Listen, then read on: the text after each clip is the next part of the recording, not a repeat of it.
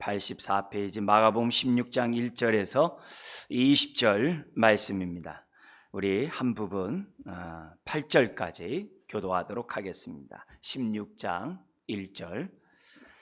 안식일이 지남에 막달라 마리아와 야고보의 어머니 마리아와 또 살로메가 가서 예수께 바르기 위하여 향품을 사다 두었다가 안식 후 첫날 매우 일찍이 해 돋을 때에 그 무덤으로 가며 서로 말하되 누가 우리를 위하여 무덤 문에서 돌을 굴려 주리오 하더니 노를 들어본즉 벌써 돌이 굴러져 있는데 그 돌이 심히 크더라. 무덤에 들어가서 흰 옷을 입은 한 청년이 우편에 앉은 것을 보고 놀라매 청년이 이르되 놀라지 말라. 너희가 십자가에 못 박히신 나사렛 예수를 찾는구나. 그가 살아나셨고 여기 계시지 아니하니라. 보라, 그를 두었던 곳이니라. 가서 그의 제자들과 베드로에게 이르기를 예수께서 너희보다 먼저 갈릴리로 가시나니 전에 너희에게 말씀하신 대로 너희가 거기서 배우리라 하라 하는지라. 여자들이 몹시 놀라 떨며 나와 무덤에서 도망하고 무서워하여 아무에게 아무 말도 하지 못하더라. 아멘. 제가 한 구절 더 읽어드리겠습니다. 19절부터 20절입니다. 주 예수께서 말씀을 마치신 후에 하늘로 올려지사 하나님 우편에 앉으시니라. 제자들이 나가 두루 전파할세 주께서 함께 역사하사 그 따르는 표적으로 말씀을 확실히 증언하시니라. 아멘. 오늘 말씀의 제목은 19절에 있는 것처럼 부활 승천하사 하나님 우편에 앉으시니라 라는 주제로 말씀을 나누기를 원합니다. 하나님은 세상을 이처럼 사랑하사 독생자를 우리에게 보내주셨죠. 그죠? 누구든지 그를 믿는 자마다 멸망치 않고 영생을 얻게 하기 위하여 예수님을 보내주셨어요. 다른 이로서는 구원을 얻을 만한 이름을 우리에게 주신 적이 결코 없으시다라고 성경 우리들에게 말씀하고 있습니다. 여러분, 예수님이 누굽니까? 내가 믿는 예수님이 어떤 분이십니까? 예수님에 대해서 우리가 알면 알수록, 진리를 알면 알수록 진리가 너희를 자유케 한다 그랬죠.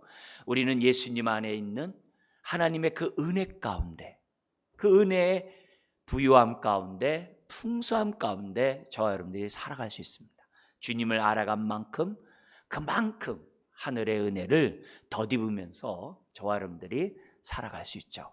그리고 또한 예수님을 알면 할수록 우리가 오늘 이 땅에 살아가면서 굳건한 믿음 가운데 우리가 살아갈 수가 있죠.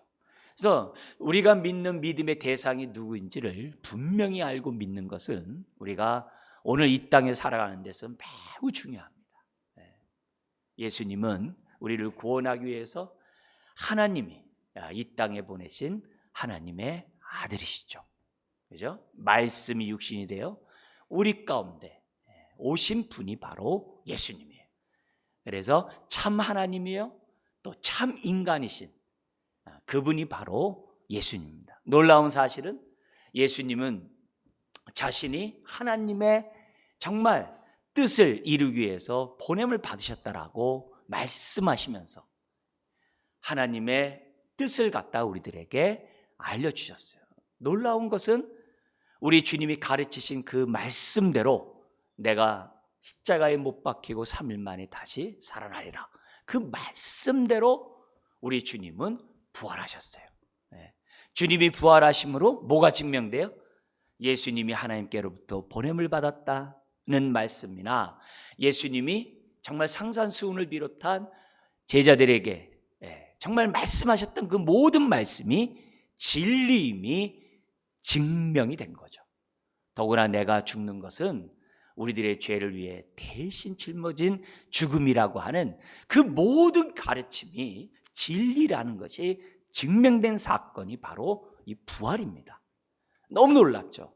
그래서 부활하신 그 모습은 예수님이 이 땅에서 행하신 그 모든 것에 대한 그 말씀들이 진리라는 것을 증명해요. 굉장한 사건이죠. 그뿐만 아니죠. 그분이 부활하실 뿐만 아니라 승천하시고 보좌 우편에 앉으셔서 이 세상을 심판하시러 다시 오실 때까지 지금도 보좌 우편에서 뭘 하십니까? 히브리서 7장 25절 같은 데 보면 저와 여러분들 위해 기도하세요. 기도하세요. 너무 놀랍죠? 기도할 뿐만 합니까? 아버지와 아들로부터 성령이 우리 가운데 오신다는 말씀처럼 성령님을 보내주셔서 정말 믿기 어려운 이 부활의 사건을 믿을 수 있도록 성령님을 통해서 은혜를 주시고, 정말 믿음 가운데 살아가는 이 삶이 너무 힘들고 어려운데 그런 것도 능히 감당할 수 있도록 성령님을 통해서 우리를 붙잡아주고 계시다는 거죠.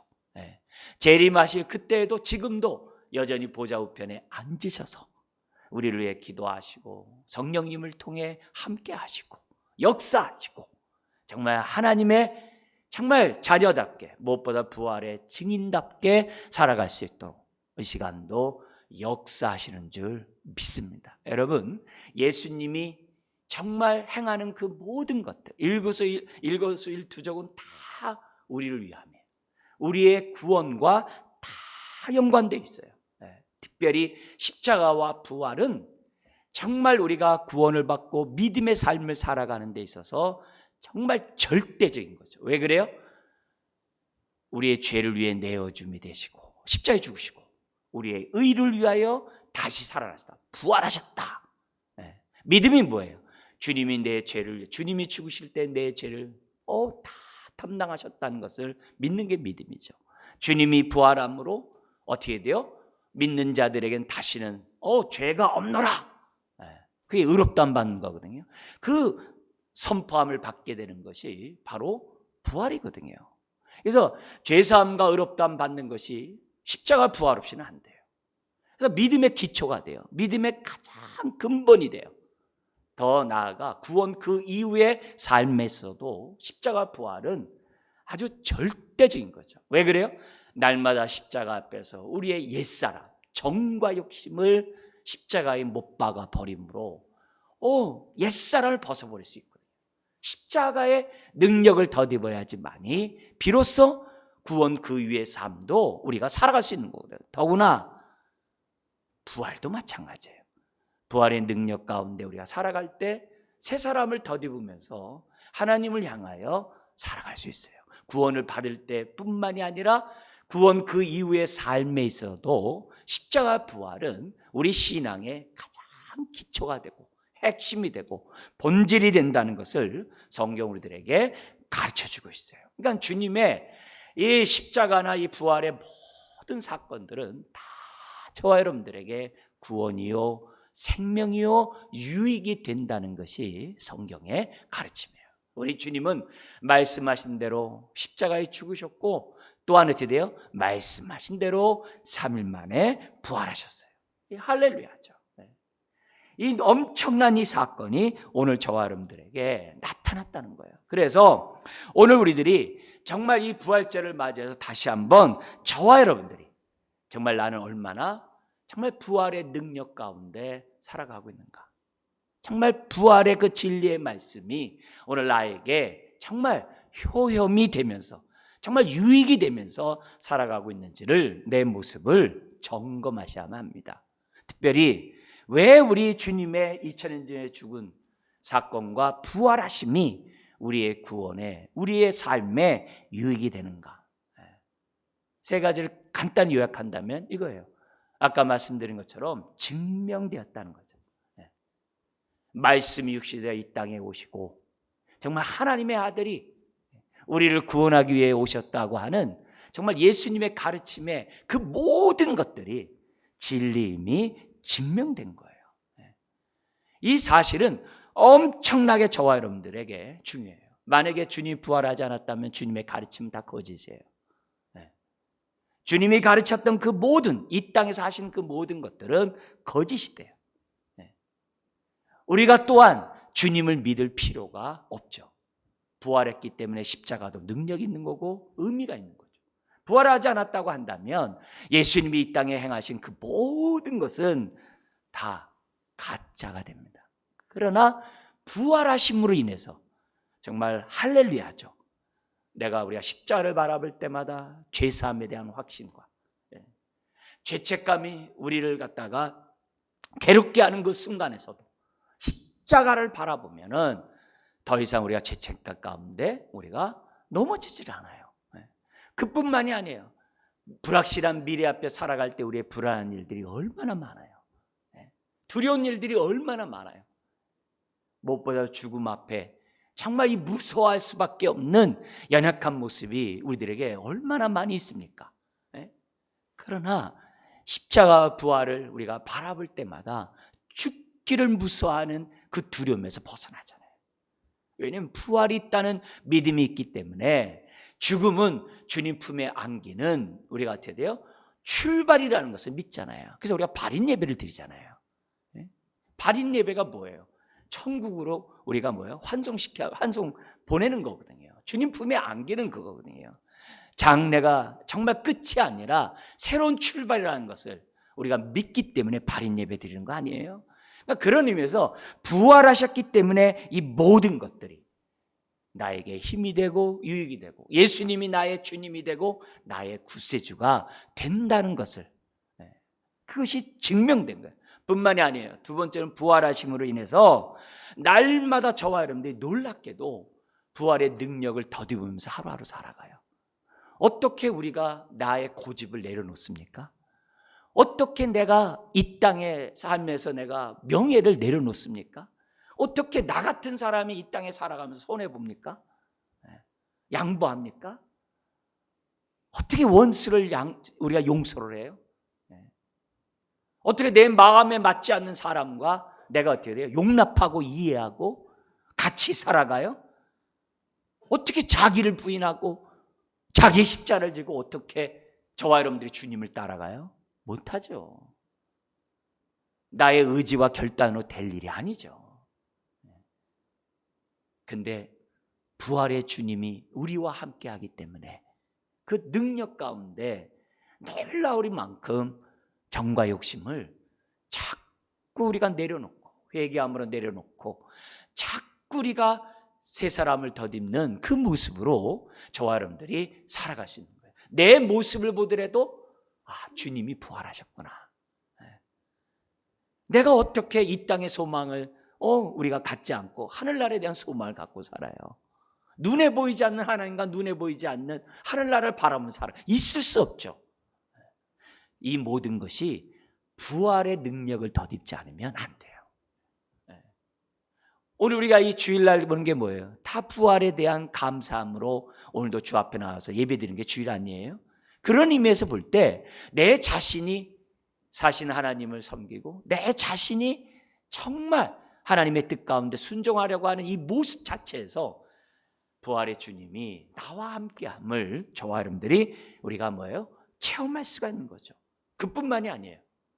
세 번째로 주님이 부활함으로 어떤 은혜가 있냐면은 주님과 내가 온전히 하나가 되는 축복이 있어요. 예수 그리스도를 믿는 자들은 주님이 내 안에 내가 주님 안에 있거든요. 놀랍게도 부활의 주님이 내 안에 있고 내가 주님 안에 있어요. 그래서 이제는 내가 사는 것이 아니요 내 속에 있는 그리스도가 산다고 그래요. 어떻게 주님과 우리가 하나가 될 수 있어요? 말 그 위보다도 더 더러운 우리들의 심령에 어떻게 우리와 함께 성전을 삼고 계실 수 있냐 이게요. 있을 수 없거든요. 그런데 놀라운 사실은 주님이 내 안에 내가 주님 안에 있는 이 하나됨의 삶을 오늘 살지 못하면 천국 못 간다는 거예요. 이 땅에서 천국을 경험하지 못하면 죽어서도 못 가는 거거든요. 우리 주님은 천국을 앞당겨서 오늘 저와 여러분들이 경험하며 살아가도록 하기 위해서 주님이 내 안에 계시는 거거든요. 그리고 또한 내가 주님 안에 우리의 삶을 드리는 거예요. 내가 주님 안에 거한다는 얘기는 주님 뜻대로 내가 순종하고 내 삶을 맡긴다는 거거든요. 어떻게 그럴 수 있겠어요? 근데 놀랍게도 함께 하심을 경험함으로 정말 주님이 항상 나와 함께 하시는구나. 힘들고 어려워도 주님이 나와 함께 하시지. 어떻게 함께함을 내가 느낄 수 있겠어요? 그 자체가 주님이 부활하셨다는 것이고 부활의 주님이 나와 함께 한다는 증거인 거예요. 그래서 오늘 우리들이 죄사함과 어떤 죄책감에서 자유케 된 것만이 부활의 능력이 아니라, 정말 부활하신 그 증거가 아니라 내 삶이 나를 복종하며 정말 자기를 부인하고 자기 십자가를 지고 주님을 따라가려고 하는 그런 정말 옛사람을 벗어는 그런 행동 속에서도 우리는 경험할 수 있고, 무엇보다도 주님이 나와 함께함을 체험함으로 부활의 주님이 나와 함께한다는 사실을 저와 여러분들이 경험할 수가 있다는 거죠. 그렇기 때문에 만약에 부활이 없다면 십자가도 없는 거예요. 부활이 없다면 십자가는 아무런 의미가 없어요. 헛것이요, 또 뭐라면 무가치한 것이 되는 거죠. 그러면 이 세상 사람 가운데 제일 불쌍한 사람은 저와 여러분이에요. 왜요? 부활도 없는데 믿고 있잖아요. 부활도 없는데 예배를 드리잖아요. 부활도 없는데 종교적으로 이렇게 살아가잖아요. 이게 얼마나 세상 사람들이 볼 때 정말 불쌍한 자입니까? 그러나 부활이 있기 때문에 오늘 이 자리에 나온 것이 의미가 있는 거죠. 그것이 우리에게 유익이 되는 거죠. 이런 예배가 우리에게 기쁨이 되는 거죠.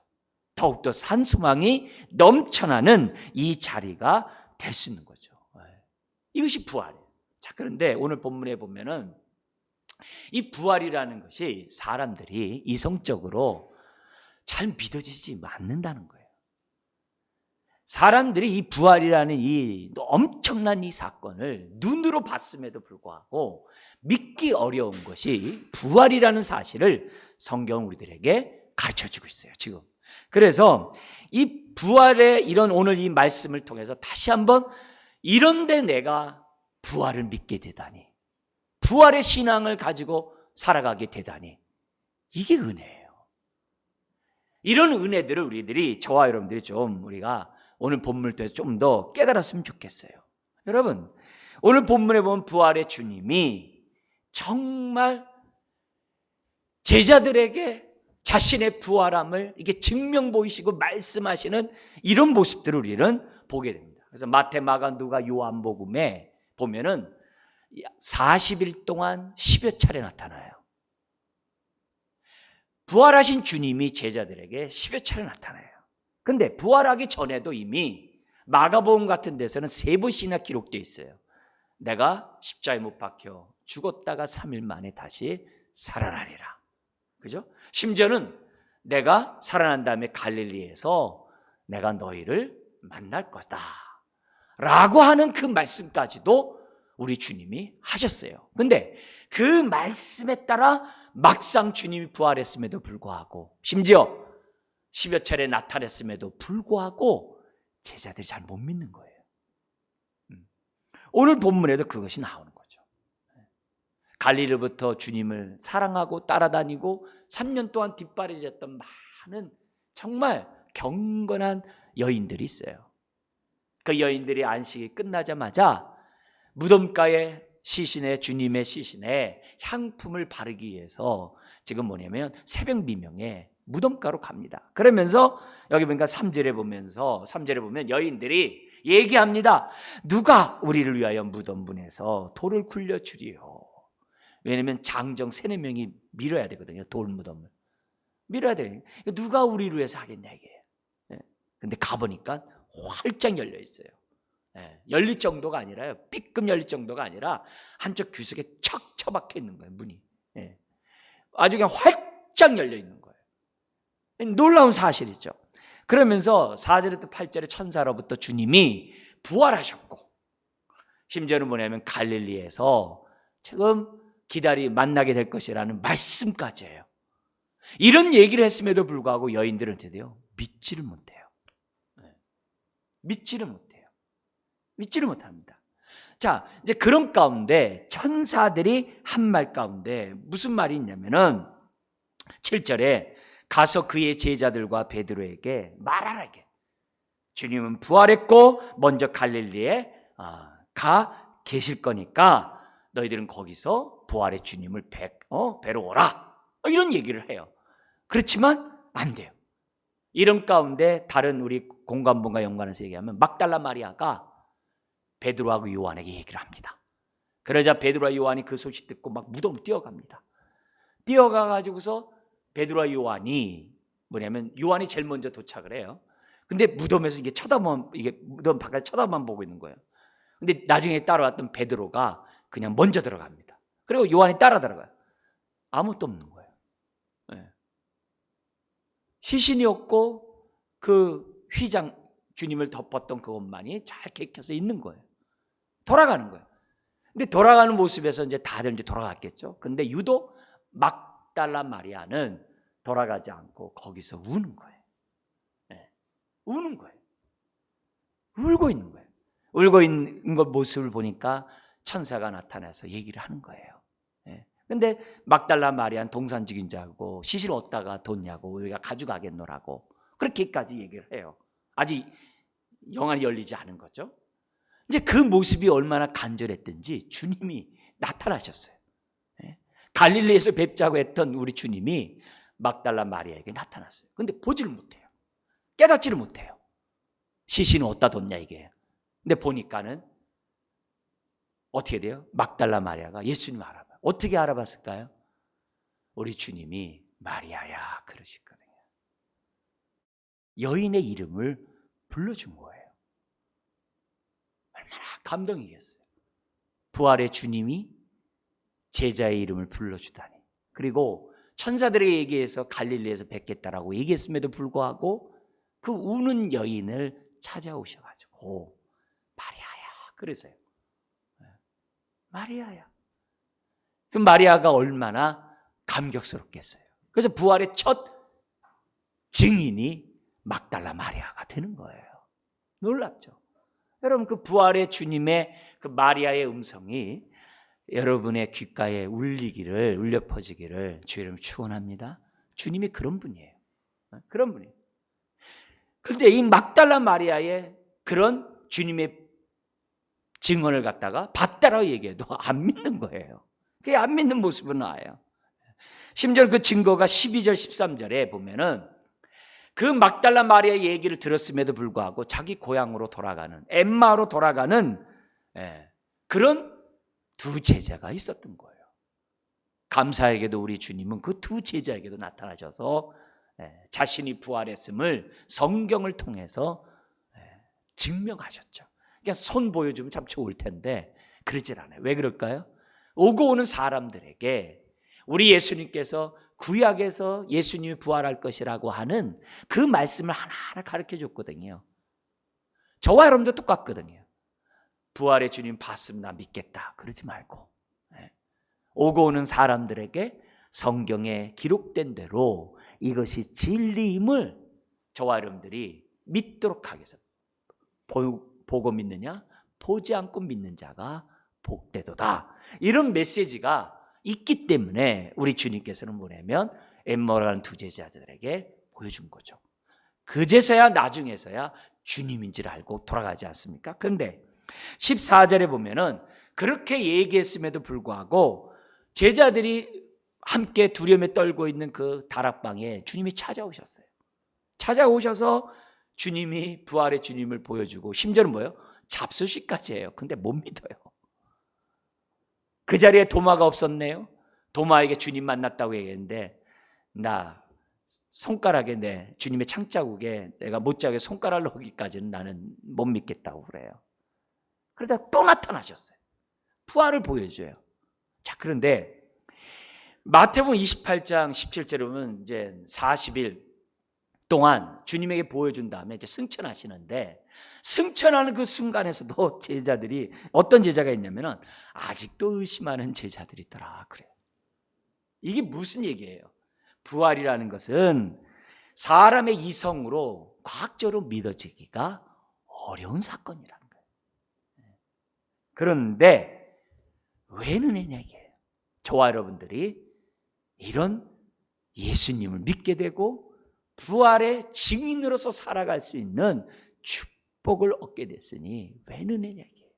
믿어진다는 게 이게 놀라운 일이 아니야 이게. 보고도 안 믿고 의심하는 자들도 있는 그런 상황에서 보지도 않고 믿는 이것이야말로 엄청난 축복이 아닐 수 없어요. 정말 보지도 않고 믿어지면서 믿을 수 있다는 것은 부활의 주님이 함께하지 않으면 안 돼요. 부활의 주님이 우리와 함께하지 않으면 안 돼요. 힘들고 어렵고 정말 내일 일은 모르는 이 답답한 현실 속에서도 우리가 드디어 담대히 믿음으로 살아갈 수 있는 이것, 부활의 주님이 함께하지 않으면 안 되는 일이에요. 그러니 매 순간 우리들이 하나님 앞에 감사할 수밖에 없는 그런 일이죠. 더구나 오늘 이 막달라 마리아에게 나타나셔서 마리아의 이름을 부르시잖아요. 얼마나 감사해요. 그 이름을 불렀기에 마리아가 부활의 증인이 된 것처럼 저와 여러분도 마찬가지거든요. 우리 주님이 저와 여러분들을 부를 때 각각의 이름을 부르셔서 부른 거거든요. 우리 가운데 각각의 이름을 이렇게 부르지 않고서 이 자리에 있는 사람이 누가 있겠어요? 구원받은 사람 치고 각 사람의 이름을 주님으로부터 듣지 않고 온 사람이 누가 있어요? 아무도 없거든요. 왜냐하면 하나님 말씀에 각각의 이름을 부르신다 그랬거든요. 목자는 양들의 이름을 각각 부른다고 했거든요. 그 주의 음성을 우리들이 이렇게 들으면서 정말 감사할 수 있다는 자체가 부활의 주님이 함께 한다는 거거든요. 그런데 오늘 본문에서 또 우리가 놀라운 부활의 주님의 정말 그 사랑을, 막달라 마리아가 느꼈던 그 사랑을 또 느끼게 하는 말씀이 있어요. 그 말씀이 아까 우리가 읽었던 7절이에요. 거기 보면은 천사들이 여인들에게 얘기합니다. 제자들에게 가서 말하라. 근데 제자들에게 얘기하지 않고 뭐라 그랬어요? 제자들과 베드로에게. 저는 이 규절을 볼 때마다 정말 감동이 돼요. 은혜가 돼요. 정말 기쁨이 돼요.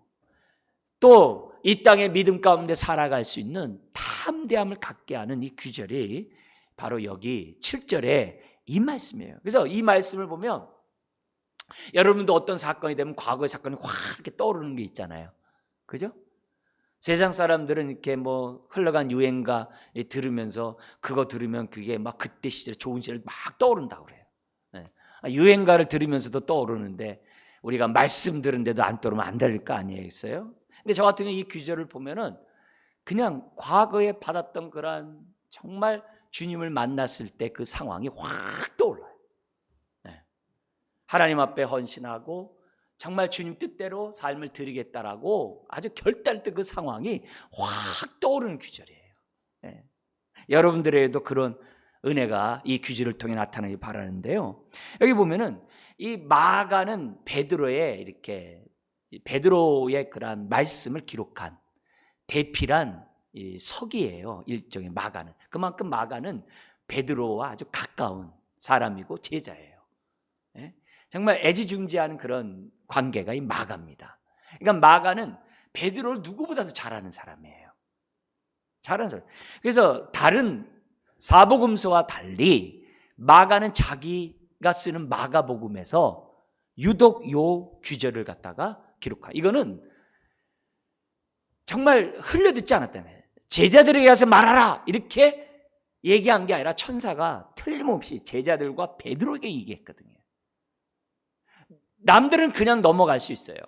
그러나 베드로 자신은 그냥 넘어갈 수 있는 상황이 아니거든요.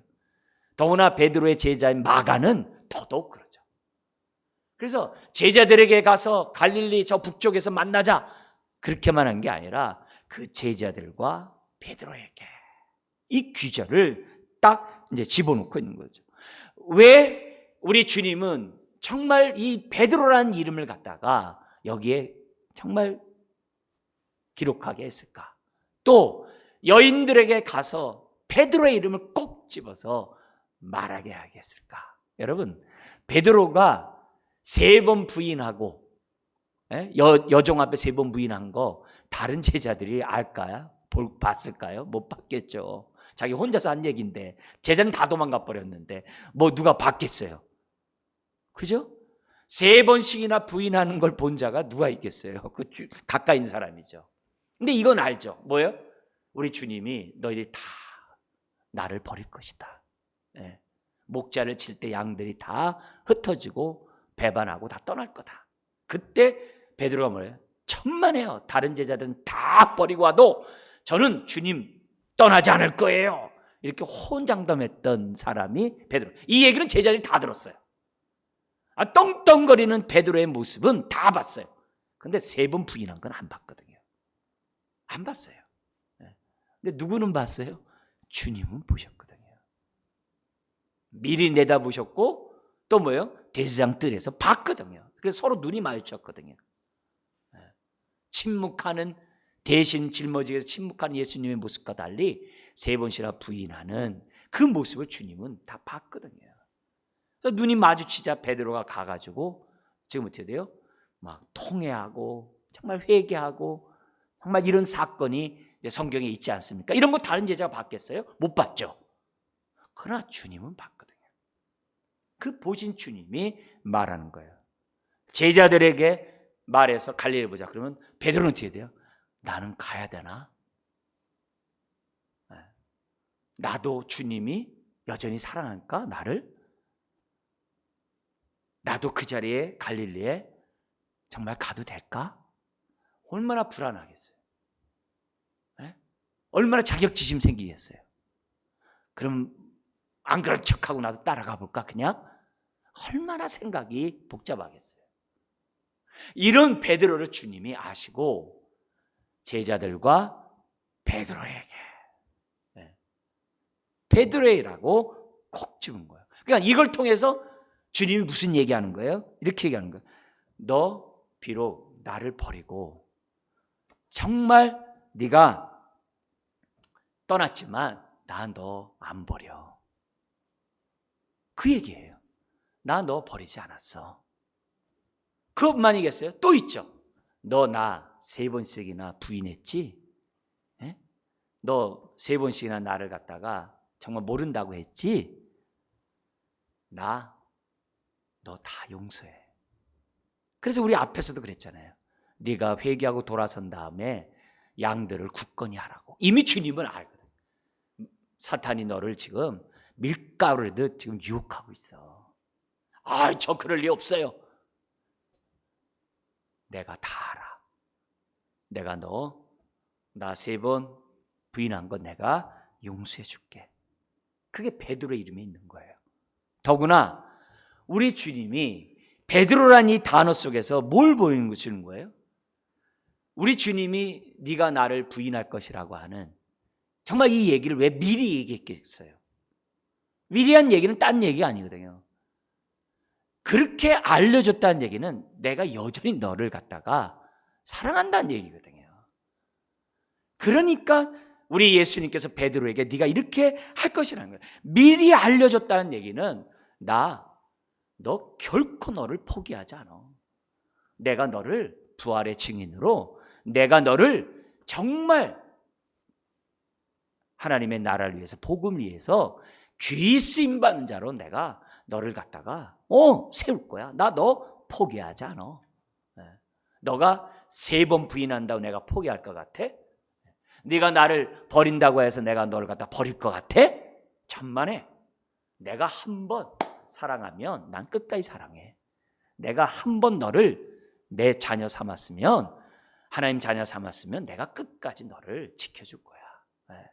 네가 뭐라고 하더라도, 어떤 상황이라 할지라도 나 너를 갖다가 너와 함께 할 것이고, 우리가 흔히 얘기한 것처럼, 우리 하나님이 얘기한 것처럼 너는 나의 소유된 백성이야. 나의 자녀야. 그게 제자들과 베드로라는 그 말 속에 들어가 있는 거예요. 그러니까 그 베드로를 꼭 집어서 얘기하신 그 부활의 주님이 나의 주님이거든요. 그분이 지금도 저와 여러분들에게도 동일해요. 너가 나를 버렸다고 내가 버릴 것 같냐? 네가 나를 저주했다고, 이렇게 내가 부인했다고 내가 너를 갖다가 용서하지 않을 것 같냐? 그렇지 않다. 내가 너를 용서하고 끝까지 내가 너와 함께 할 거다. 우리 코바디스 영화도 아시잖아요. 그죠? 베드로가 핍박을 피해 도망가려고 갈 때 주여 어디로 가시나이까? 주님 만나잖아요. 네가 버리고 간 그 양들을 위해 내가 간다고 하면서 했을 때 베드로가 가가지고 거꾸로 십자가에 못 박혀 죽잖아요. 그렇게 죽을 수 있었던 이유가 뭐예요? 이 베드로라는 이 메시지가 있었기 때문이라는 거죠. 그렇기 때문에 이런 부활절을 이렇게 통해서 우리가 예배를 드릴 때마다 베드로를 정말 다시 찾아오셨던 그 주님이 막달라 마리아에게 그 울음에 있는 여인에게 찾아오셔서 이름을 불렀던 주님이 오늘 내 삶에 함께한다는 거죠. 그래서 죄책감에 더 이상 있을 필요도 없고 내가 좀 덜 사랑하고 덜 헌신하고 덜 순종했다고 나 버리는 분이 아니에요. 언제나 나와 영원토록 함께하는 그 분이에요. 더구나 우리 주님은 19절에 있는 것처럼 승천하셔서 보좌 우편에 앉아 계세요. 뭐 하신다고요? 저와 여러분들을 위해서 기도하세요. 막달라 마리아에게 찾아오셨던 주님이 여러분을 찾아오시고 지금 뭐예요? 베드로를 다 용납하셨던 주님이 여러분의 삶을 용납하고 계세요. 생을 다하는 그때까지 그 부활의 그 놀라운 은혜를 덧입고 우리가 어떻게 돼요? 부활의 증인으로서 우리들이 살아가는 거죠. 사람들에게 부활의 증인의 삶이 어떤지 그 부활의 능력 가운데 우리가 살아가는 거예요. 자꾸 옛사람을 벗어버리고 새 사람을 덧입고 자꾸 주님이 나와 함께함을 확신하는 가운데 저 여러분들이 살아가야 되는 것이 오늘 우리들의 사명이요 또 우리가 마땅히 해야 될 일인 줄 믿습니다. 오늘 부활절을 맞이해서 다시 한번 이 큰 은혜, 담이 없는 이 은혜를 경험하시기를 주의 이름으로 축원합니다. 기도하겠습니다.